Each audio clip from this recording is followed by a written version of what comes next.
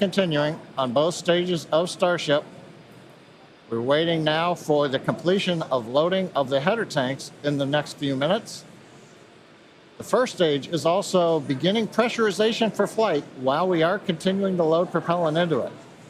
And again, booster propellant load will finish at approximately T-minus 3 minutes. At that stage, both first and second stages are fully loaded, and we'll have the 10 million pounds of liquid propellant on board the 2 stages of Starship. Now in the next few minutes, the guidance system will perform its final alignment. We'll get the automated flight termination system that'll arm, and the final TVC checkout will be performed. We may get a view looking up at the engines as we gimbal the 13 middle engines to check them out just before liftoff at about T-minus 90 seconds.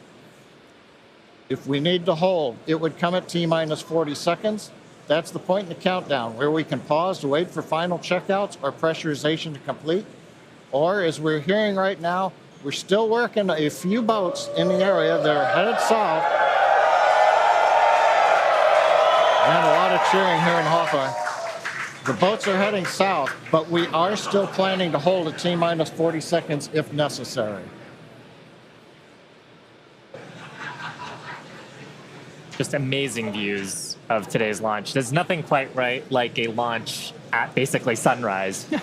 Sunrise, I think, was just about 10 or 15 minutes ago out at Starbase. Yeah, these views are just incredible. Couldn't ask for a more beautiful day to attempt a test flight here. Again, these are live views of Starship as it awaits its second integrated flight test. Our primary objective today is to get through stage separation. We really want to test out our attempt to perform hot staging, where we are going to ignite the engines on the second stage while some of the engines on the first stage are still lit. So essentially both stages will be making fire at the same time, and that will push the booster away from the ship. It'll separate the 2 stages. So that's the primary goal for today. We really hope to be able to test that out, but at the end of the day, all and any data that we can collect is going to be incredibly helpful and help inform future improvements and iterations of the vehicle. Yeah, Kate, there are other objectives for today too, assuming we get farther than stage separation. There's goals to test out how reentry goes on the ship portion. If the booster survives stage separation, then it's going to try a boost back burn and hopefully a soft landing as a sort of dress rehearsal for what it would look like on land. So everything coming up to that big design change, though, of hot staging today. Yeah, exactly. Like you were saying, that booster, it will be attempting a water landing in the Gulf of Mexico. We don't intend to recover any of the hardware for either the ship or the booster today. But that booster, yeah, we want to try and demonstrate controlled ascent through most engine cutoff. We want to try to demonstrate that hot staging separation and boost back flip, trying to basically demonstrate controlled burn and entry and that soft water landing. Like you said, it will help inform when we attempt a land landing, but we start in the water first. Exactly. Just like we did with the Falcon 9. Yeah, exactly. And just getting to hot staging, though, is going to be farther than we got on Flight 1. Yes. Flight 1, that was about as far as we got. We didn't have hot staging on that vehicle. So that's the first and foremost objective today. Get that far, hopefully. Fingers crossed. Now, one thing that's a little cool about Starship, and it's different from Falcon 9, is we can actually hold a little bit longer if we needed to than we can on Falcon 9 missions. Once we get to T-minus 40 seconds, and if we did have a hold, depending on the reason for the hold, we can hold for up to 30 minutes. And today, actually, our entire launch window is about 20 minutes, so the whole duration would cover most of our launch window. Yeah. And that's different from Falcon. Yeah, absolutely. With Falcon, we have to go exactly at T0. That 40-second hold is super helpful. If we need to, for example, we need more time to pressurize the COPVs for flight levels. Perhaps fuel. If the engineers just need to look at some of the data, see how engines are performing or the avionics. Exactly. Those checkouts, being able to have the opportunity to top off the fuel or LOX if it's not fully loaded. And, we might want to just take a few more minutes for that. So that T-minus 40-second hold can be really helpful. But we don't have that option on Falcon, so it's a little bit different here. We're just inside T-minus 2 minutes and counting. The good news right now we're hearing it doesn't look like we're going to need to hold a T-minus 40 second as the boats are clearing out of the way. Next event coming up, TVC wiggles as we move the center engines on the first stage.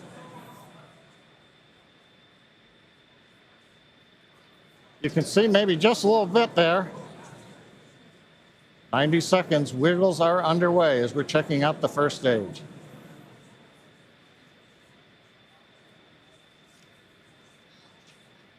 TVC checks are complete.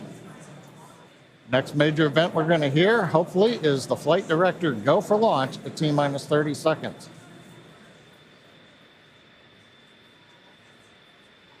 As we're coming up on T-minus 1 minute, when we get to T-minus 40 seconds, we'll just listen in. Last time, as you recall, we did hold at 40 seconds, but it took a few seconds for the clock to recover, so we're going to watch that. And as we press to T0, we're going to watch and listen the second test flight of Starship.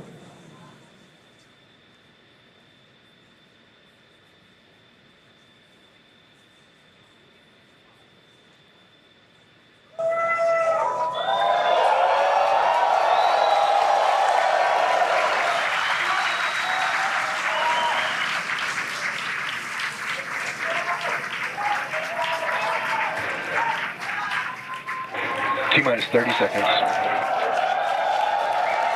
Back to rapid recycle.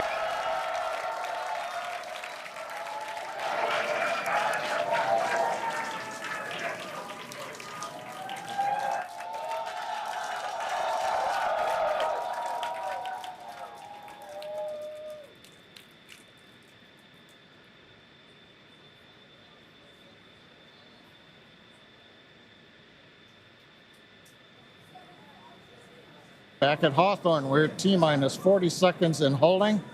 We had a rapid recycle. We've not heard anything over the countdown net as the team works both first and second stages. We're going to monitor the nets here for a minute.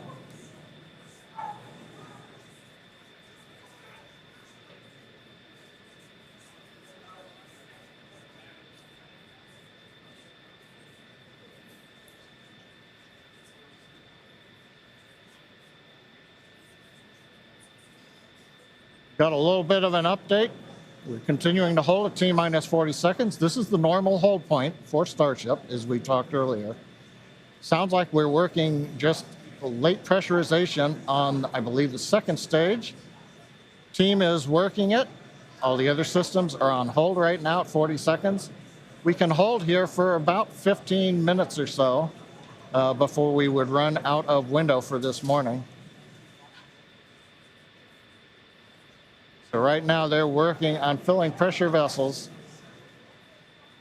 and ideally we'll be able to solve this and come back and release the clock at T-minus 40 seconds. We're going to continue to listen and monitor for another few minutes.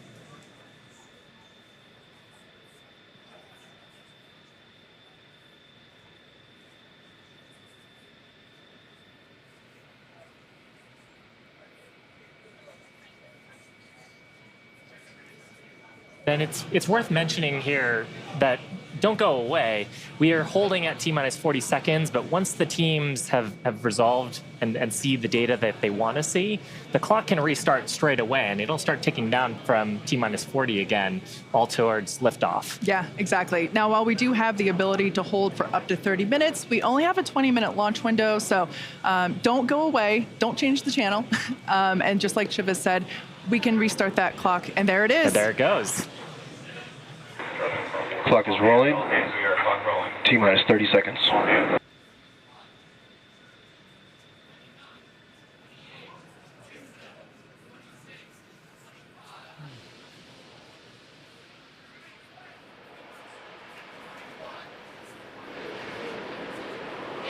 T-minus 15.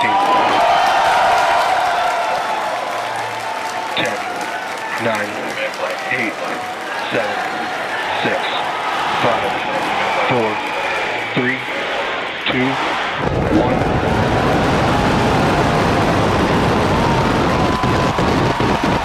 We have liftoff.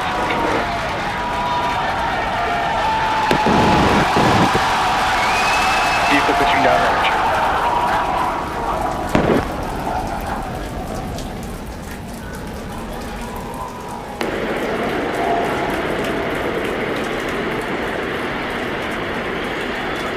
Booster chambers pressure nominal.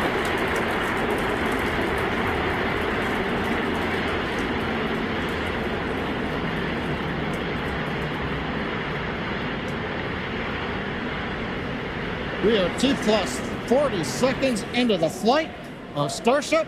33 Raptor engines powering the first stage. Power and telemetry nominal. We've heard power and telemetry nominal call out. We're heading downrange over the Gulf of Mexico.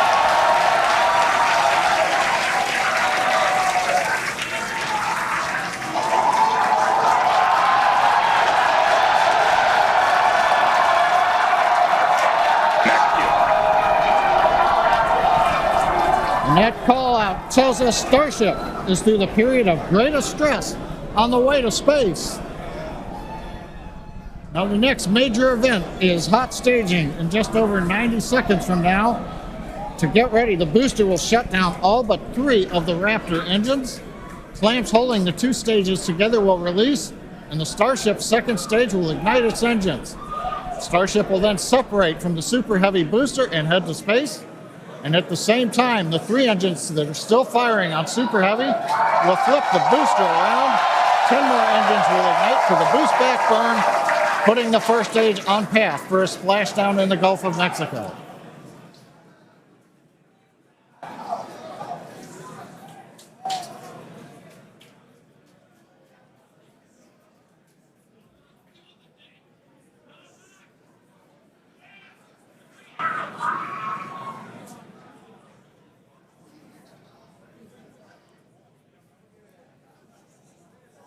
Engine power continues to look nominal on 33 Raptor engines. We're about to shut down the first stage and perform staging. Let's watch and listen.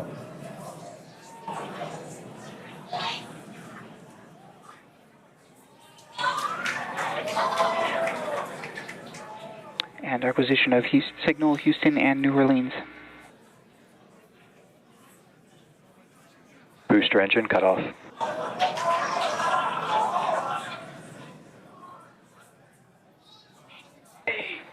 Stage separation.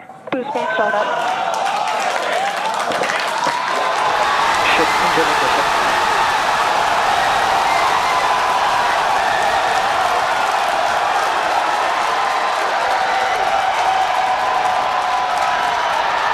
You're hearing the cheering. The first ever successful hot stage for SpaceX's Starship. Incredible views of our Super Heavy booster.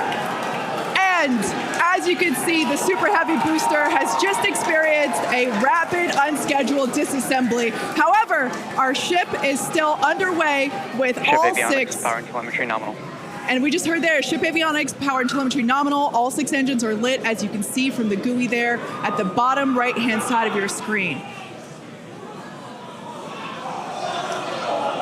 Now, we did know that that hot staging was going to be incredibly dynamic.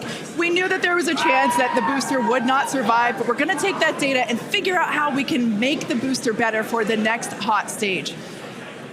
Yeah, that hot staging put a lot of load on the top of the booster, and of course it flipped around there, a lot of dynamic stuff happening. But ship is still going strong. And it's doing great. Right now, the ship, the second stage, is on its way. Like we said, you can see all 6 of its engines are ignited. The next major milestone for the ship will be the shutdown of those engines, or SECO, second engine cutoff, which if you follow our Falcon 9 launches, familiar terminology there. So far, today has been incredibly successful, even with the RUD of the Super Heavy booster. This is amazing. Primary objective of the booster today, to get to hot staging, to get ship on its way to orbit. it did that admirably. Yeah, we definitely asked. Starship trajectory nominal. All right, great news there. That trajectory for ship is Acquisition of nominal. signal, Cape Canaveral. Once again, Starship's second stage is firing those engines, and as you just heard, everything's looking good. Now, for the ship, we wanted it to survive hot staging, which, as you can see there by that little dot on your screen, it did. We also want to basically demonstrate that the successful startup of those engines, demonstrating controlled ascent, which is what it's doing right now, and eventually orbital insertion. We are hoping to basically send this around the Earth, and if it makes it this far, splash down in the Pacific Ocean, a couple hundred miles north of Hawaii. Now, if we get that far, like all of that sounds great. Secondary objectives for ship, again, continuing to gather engine data and about its health, performance. Nominal ship chamber pressures. Great news there. That tells us that the chamber pressures inside of the Starship, again, that's that small dot on your screen, basically the propellant pressures in the ship are looking good. Yeah, the bottom right corner of your screen, you can see essentially a user interface showing us which engines are lit.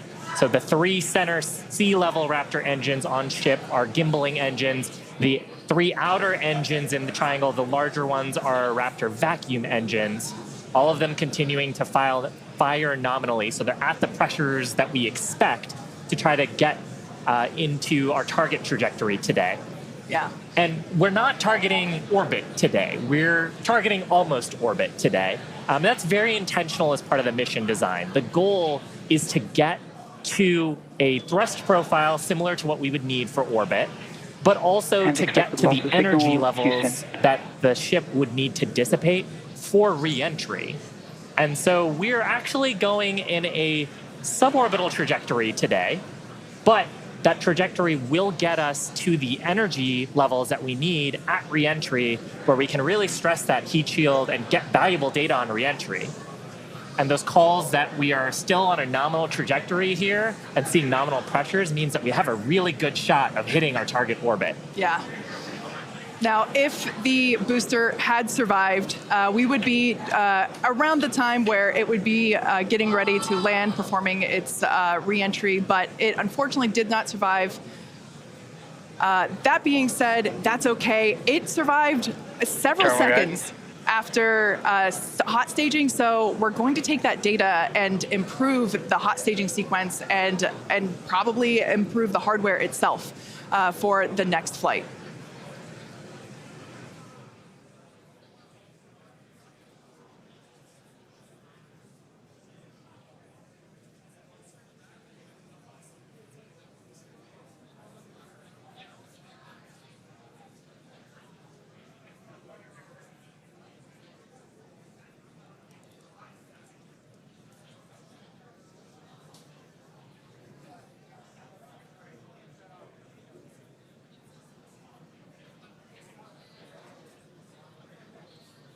They're standing by for a call out here. Coming up on the projected time that ship would shut down its engines. As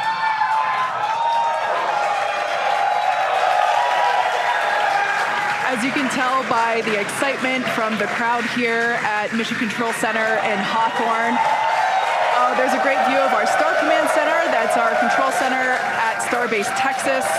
The crowd here, Mission Control Center behind us in Hawthorne. Everyone is super exciting. What a successful day this has been so far.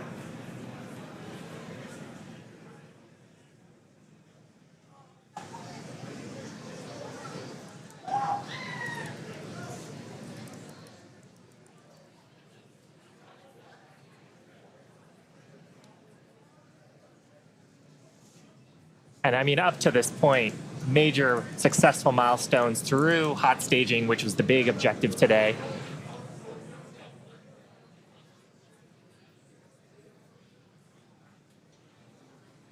So we are going to head into the coast phase, planned for the next about hour and 5 minutes. We'll be returning around the T+1 hour and 15 minute mark.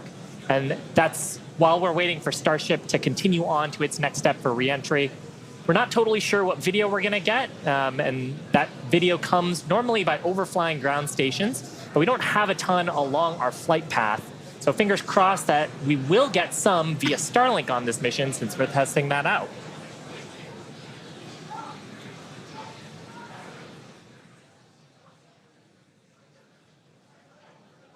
And also give us a moment. We are hearing some chatter on the net, so we're going to try to parse that for you.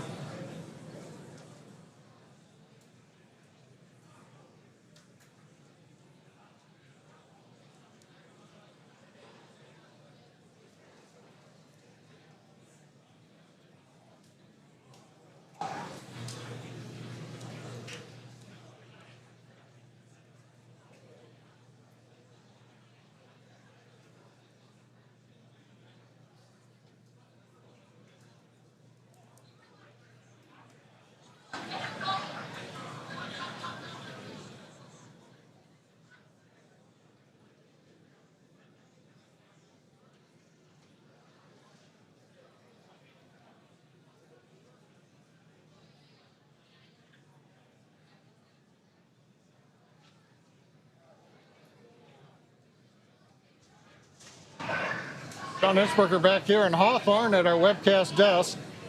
We have lost the data from the second stage.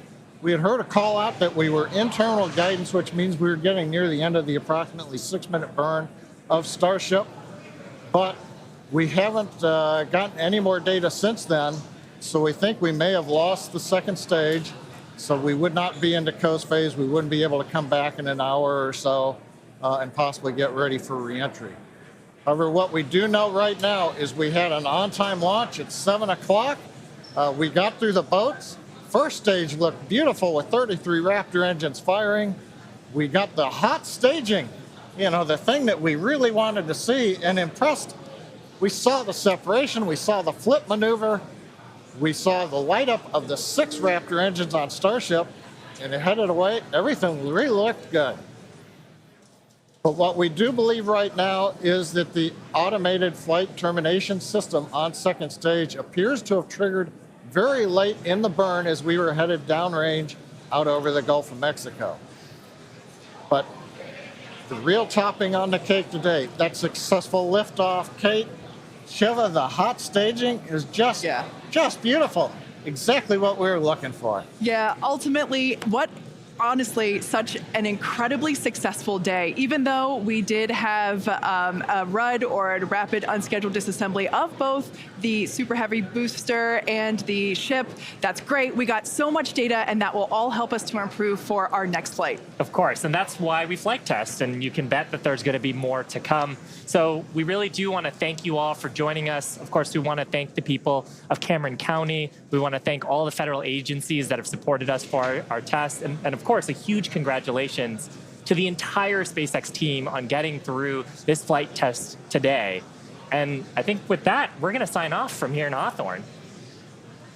Thanks so much for tuning in, and we'll see you next time.